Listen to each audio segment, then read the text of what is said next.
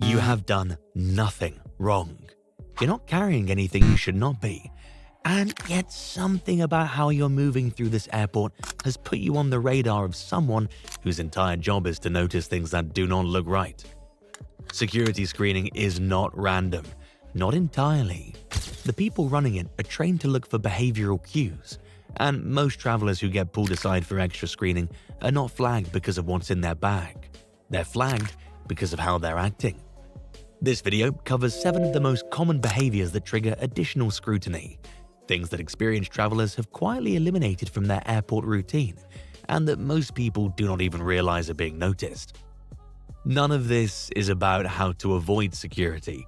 It's about understanding what screeners are actually looking for, so you can stop accidentally looking like something you're not.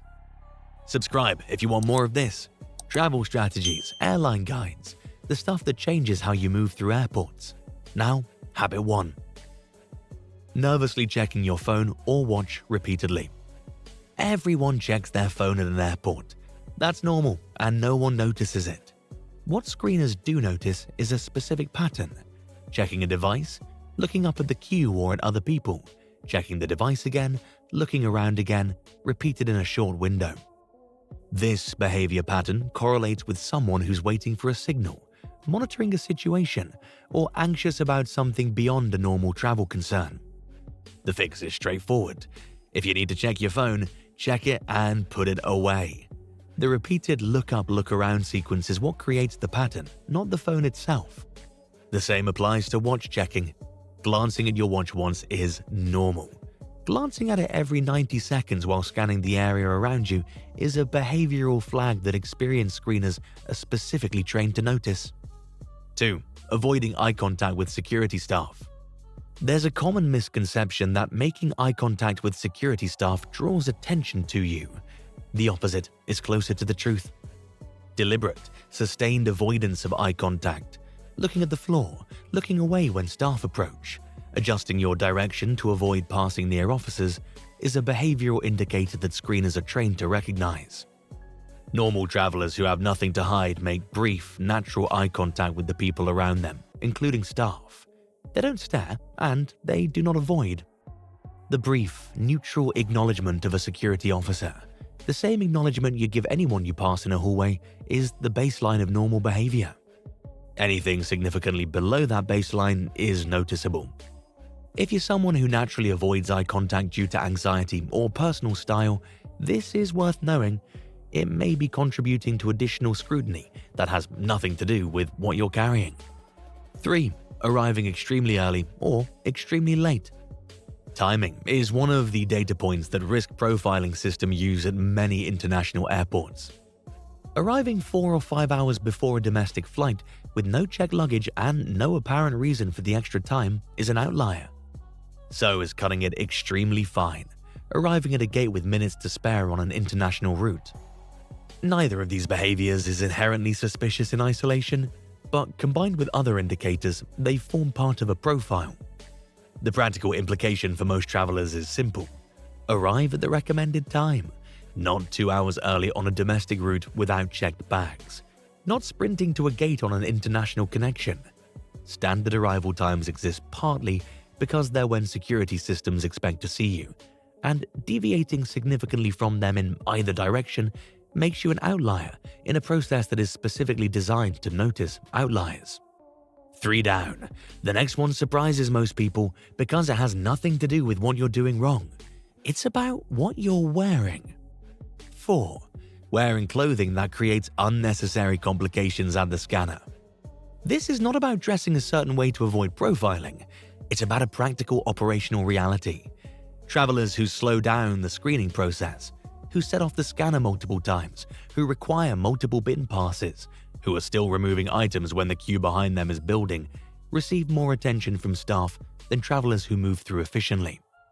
Multiple scanner alarms due to forgotten belt, coins, keys, phone, and watch all going through separately creates a situation where staff are interacting with you for longer than a standard pass. More interaction means more observation. The solution's not complicated. Before you reach the scanner, everything metal and electronic goes in one bin. Shoes off if required. Jacket off, laptop out. Travelers who have this process memorized move through in one clean pass and are forgotten immediately. Travelers who create a 5-bin 3-alarm situation are remembered. 5. Changing your route or gate multiple times without a clear reason.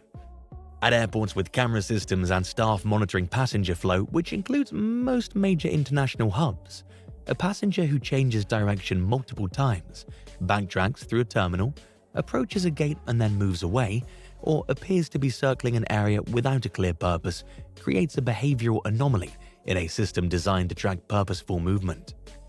Most travelers move through airports with clear direction: check-in, security, gate, board. Deviations from that pattern are visible. If you need to change gates, go to the new gate. If you realize you left something at the newsstand, go back directly. The behavior that draws attention is not any single change of direction. It's the pattern of repeated, apparently purposeless movement in a controlled environment. If you're genuinely confused about your gate or terminal, ask a staff member. That interaction is normal and resolves the behavioral anomaly immediately. Before the last two, if you're booking a trip and want to check your specific aircraft configuration and seat before you commit, seats.aero shows you exactly what's on your route. Knowing your aircraft in advance also helps you plan your carry-on and arrival strategy, both of which affect how smoothly you move through the airport. Link in the description. 6. Paying cash for everything in the terminal. Cash transactions at airports are not inherently suspicious, but a pattern of cash-only behavior. Paying cash for food, for a last-minute purchase, for a drink, in a context where the vast majority of travelers pay by card, is a behavioral outlier that some security systems flag. This is particularly relevant at international departure terminals and at airports with higher security classifications. The practical reality is that most travelers have at least one card available and use it automatically. A traveler who uses only cash at every transaction in a terminal, combined with other behavioral indicators, creates a profile that can trigger a secondary look. This is not a reason to avoid using cash. It's useful information about how patterns of behavior are read in aggregate, not in isolation. If you prefer cash, that is entirely your prerogative. Just understand that in a card-dominant environment, it's one more data point that can contribute to a profile. 7. Visible stress responses that go beyond normal travel anxiety. Airport security is a stressful environment and everyone knows it. Mild anxiety and security, moving a little faster, double-checking your ticket, taking a breath before the scanner is so universal that it is invisible to screeners. What's not invisible is stress behavior that goes significantly beyond the baseline. Sweating in a cool environment, trembling hands when presenting documents, voice changes when answering simple questions, physical agitation that does not resolve after clearing the scanner. Scanners are specifically trained in behavioral detection. Many international airports use spot officers, screening of passengers by observation techniques, whose entire role is to identify stress responses that indicate something beyond normal travel anxiety. The honest answer for travelers who experience genuine flight anxiety is that this is worth managing. Not for security reasons, but because it makes the airport experience significantly worse than it needs to be. Breathing exercises, arriving early enough to move through security without time pressure, and knowing your route in advance reduce the observable stress response as a byproduct of reducing the actual stress. And if you want to compare your route options and flight times before you leave, which is one of the simplest ways to reduce airport stress, use Kiwi. Knowing exactly which flight you're on, when it boards, and which terminal you need makes the airport feel manageable rather than chaotic. Link in the description. 7 habits, none of them require you to have done anything wrong. All of them are things that experienced travelers have quietly eliminated from their airport routine, not because they're trying to hide anything, but because they understand that airports are environments where behavioral patterns are actively monitored, and that looking like a normal, purposeful traveler is partly a learned skill. Move with direction, make natural eye contact, arrive on time, prepare for the scanner before you reach it. Go where you're going and go there directly. Pay how you normally pay, and manage your stress by managing your preparation. The airport is designed for people who know where they're going. Be one of those people.